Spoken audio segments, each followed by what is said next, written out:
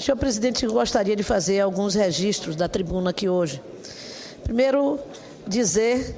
que lamentei muito não poder participar de duas sessões importantes que houve na casa na segunda-feira e hoje, pela manhã. A primeira, a sessão de homenagem ao meu grande e querido amigo Fernando Lira, e eu aproveito para deixar meu abraço de solidariedade e saudade para toda a sua família. Infelizmente, chegando de viagem e com compromissos assumidos já na Bahia, não tive a oportunidade de estar aqui presente para pessoalmente poder abraçar toda a família e todos os queridos amigos de Fernando Lira, este grande parlamentar constituinte, este grande defensor da liberdade no Brasil, esse ex-ministro da Justiça, esse homem de pensamento, de coragem, grande representante do povo pernambucano, mas, acima de tudo, grande representante do parlamento brasileiro. Também, senhor presidente, parabenizar a presidência da Câmara e do Senado para a realização da sessão hoje, comemorativa dos 190 anos do parlamento brasileiro. Depois, senhor presidente, registrar aqui e solicitar a inclusão nos anais da casa do meu pronunciamento completo, saudando e registrando a presença de Mãe Estela, tornando-se imortal da Academia de Letras da Bahia. A Academia de Letras da Bahia, desde o último dia 25 de abril, tem como sua mais nova imortal, Mãe Estela de Oxóssi, como bem expressou o jornalista Levi Vasconcelos na coluna Tempo Presente do jornal À Tarde. A Academia de Letras da Bahia, uma confraria de presumível elite de craques das letras, fez um gol de placa ao colocar de lado um pouco dos resquícios da pretensa superioridade intelectual que o colonizador europeu nos impôs, para reconhecer, enquanto igual, uma genuína representante cultural da raça que esse mesmo colonizador subjugou a ferro e fogo. Portanto, eu quero registrar a alegria da Bahia de poder compartilhar com o Brasil desse momento em que realizamos uma ousada ação com a inclusão na Academia de Letras da Bahia, quem quero parabenizar por esse ato, Mãe Estela de Oxóssi. Mas, senhor presidente, senhoras e senhores senadores, como hoje eu ia falar, antes da ordem do dia, presidente, iria falar 10 minutos. Agora vou tentar me manter nos 10 minutos, mas com a possibilidade de me estender um pouco mais. Eu quero, portanto, trazer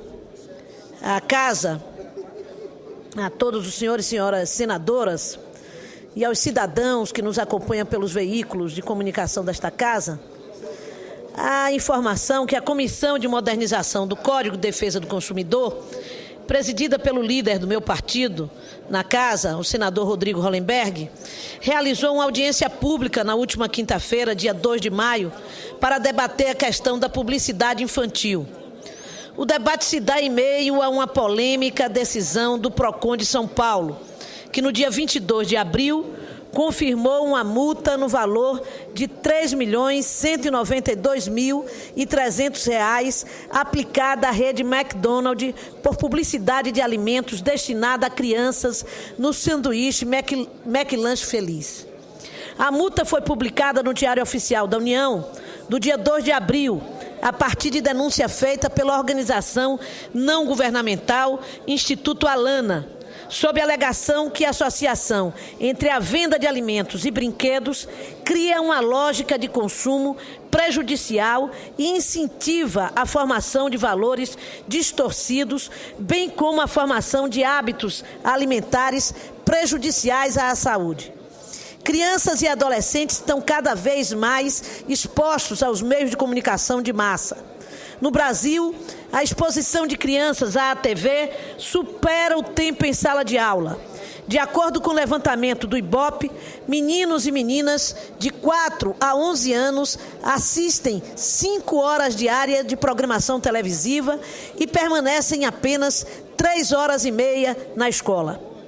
Não podemos ignorar que, em certa medida, crianças e adolescentes têm sido cada vez mais influenciados pelo que veem na TV e na internet. E não é só porque o tempo de exposição às telas vem aumentando, mas porque as crianças estão assistindo cada vez mais filmes, novelas, desenhos animados, programas esportivos e jornalísticos, entre outros, sem a supervisão de um adulto responsável. Discute-se que esta situação é resultante da participação feminina no mercado de trabalho e sua não substituição por uma assistência de adultos em casa, por uma supervisão do adulto em casa, em função da não divisão de tarefas domésticas entre homens e mulheres e em função da falta de estrutura que o Estado no mundo inteiro e especialmente no Brasil tem de não prover a sociedade brasileira de espaços como creches, como, portanto, potencializando a possibilidade das crianças terem acesso a uma educação, a um acompanhamento assistido de adultos. No Brasil, o Sistema Único de Saúde, o SUS, gastou em 2012 488 milhões para tratar 26 doenças relacionadas à obesidade. Também em 2012, o Brasil tinha 14,8% da população adulta obesa, mas no futuro poderemos nos deparar com uma situação ainda mais grave, já que a cada 3 crianças brasileiras, uma estava acima do peso no ano passado, contra apenas 13% em 1990.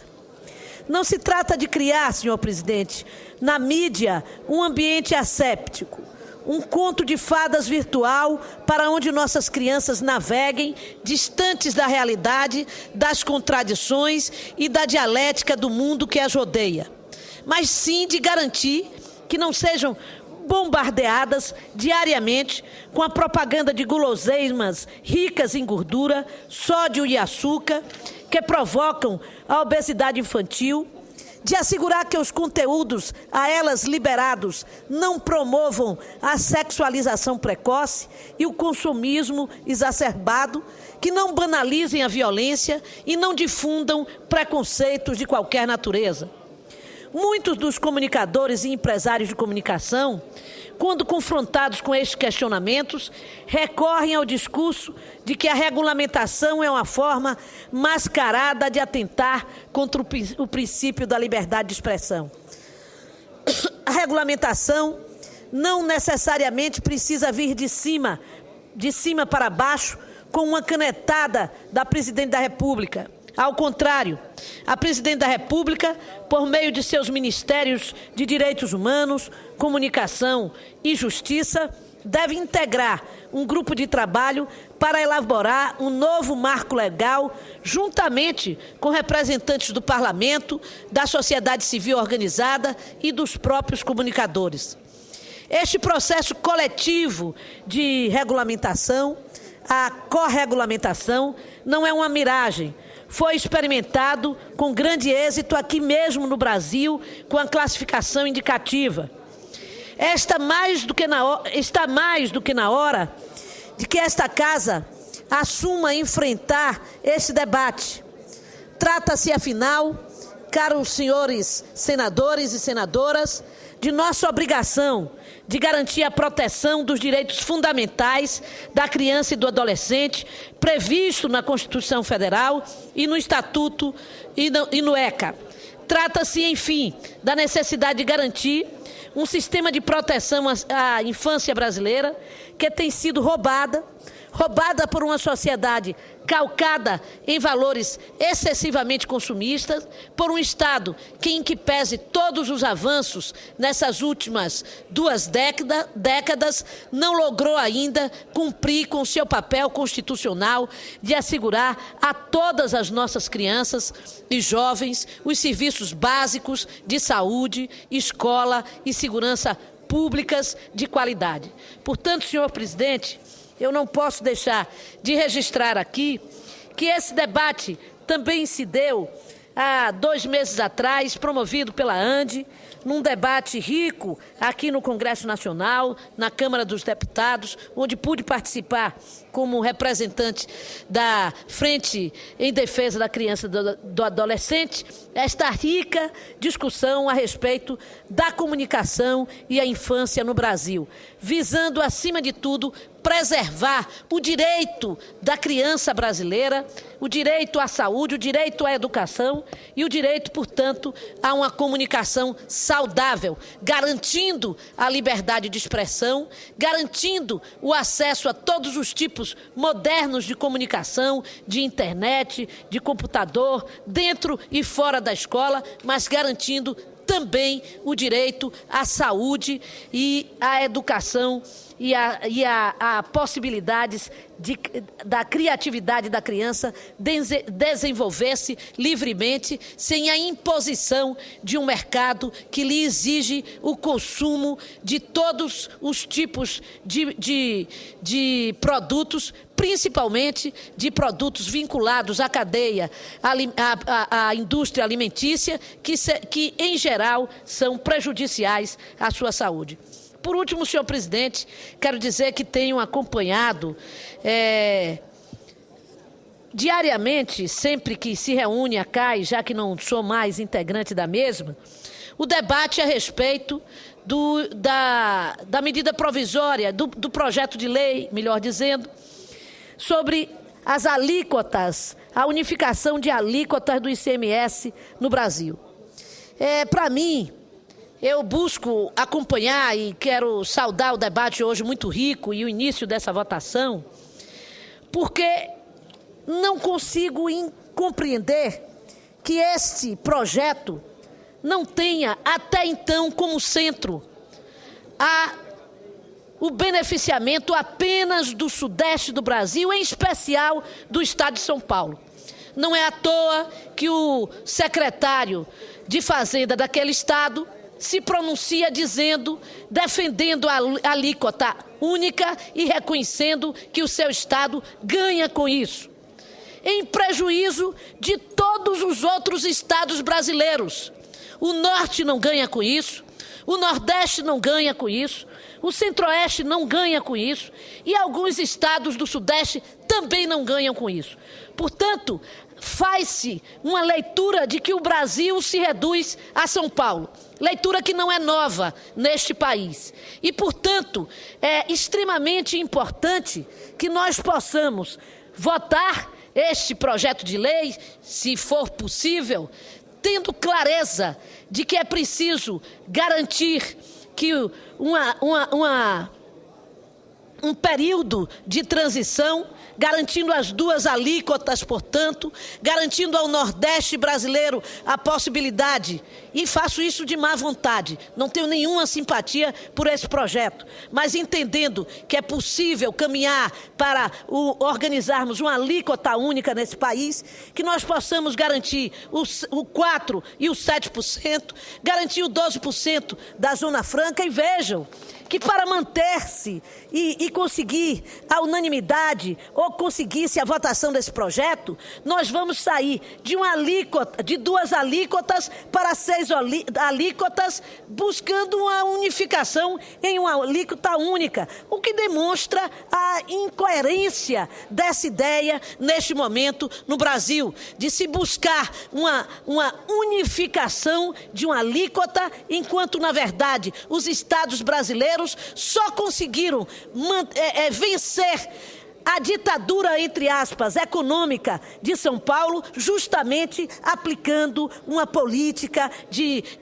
incentivos fiscais em cada um dos seus estados. Portanto, eu acho que, além de tudo, é preciso também garantir, e o senador Walter Pinheiro tem me dito que está garantindo isso, garantir que os contratos anteriores feitos pelos estados em políticas de incentivos, no caso